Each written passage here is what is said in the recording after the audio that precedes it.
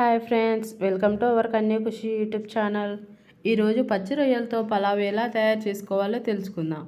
ముందుగా పచ్చి రొయ్యలను తీసుకొని తల తోక పిచ్చులు తీసేసి దాని లోపల ఉన్న బ్లాక్ థ్రెడ్స్ను రెండు వైపులా తీసేసి పక్కన ఉంచుకోవాలి.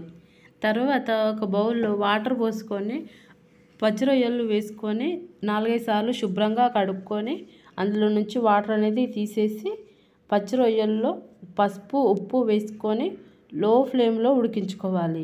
పచ్చి రొయ్యల్లో ఉన్న వాటర్ అనేది బయటికి ఇంకి పచ్చి రొయ్యలు అనేవి దగ్గరికి అవుతాయి. లాస్ట్లో కొంచెం ఆయిల్ వేసుకొని డ్రైగా ఫ్రై చేసుకోవాలి. ఫ్రై అయ్యాక పక్కన ఉంచుకోవాలి. తర్వాత ఒక మందపాటి బౌల్ తీసుకొని 2-3 టేబుల్ స్పూన్ల ఆయిల్ వేసుకొని ఆయిల్ హీట్ అయిన తర్వాత మసాలా దినుసులు వేసుకోవాలి. అవి కొంచెం ఫ్రై అయ్యే టైంలో 2 మీడియం సైజు ఆనియన్స్, 2 పచ్చిమిర్చిని చీలికలుగా చేసుకొని అందులో వేసుకొని ఫ్రై చేసుకోవాలి. అవి ఫ్రై అయ్యే టైంలో మనం పచ్చి మసాలాను తయారు చేసుకుందాం.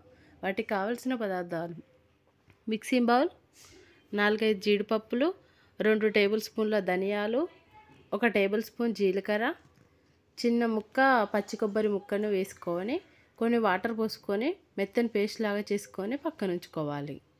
ఆనియన్స్ పచ్చిమిర్చి వేగే టైంలో 1 టేబుల్ స్పూన్ అల్లం వెల్లుల్లి పేస్ట్ వేసుకొని పచ్చివాసన పోయేదాకా ఫ్రై చేసుకోవాలి.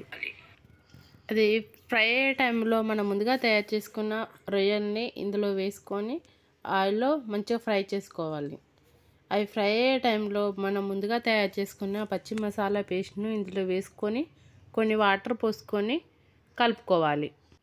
పచ్చివాసన పోయి ఆయిల్ సపరేట్ అయ్యేదాకా ఫ్రై చేసుకోవాలి. ఆయిల్ సపరేట్ అయిన తర్వాత రుచికి సరిపడినంత ఉప్పు, తగినంత కారము, కొంచెం పసుపు వేసుకొని బాగా ఫ్రై చేసుకోవాలి. అది బాగా ఫ్రై అయిన తర్వాత 1 కప్పు రైస్ని కడిగి ఇందులో వేసుకోవాలి.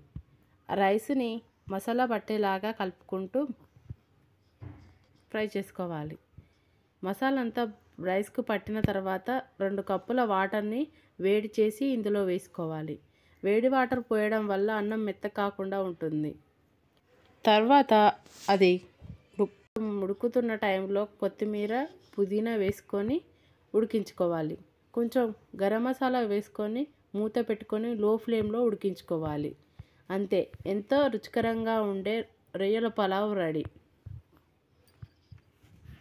వీడియో కనుక నచ్చినట్లయితే లైక్, షేర్, సబ్స్క్రైబ్ చేసుకోండి.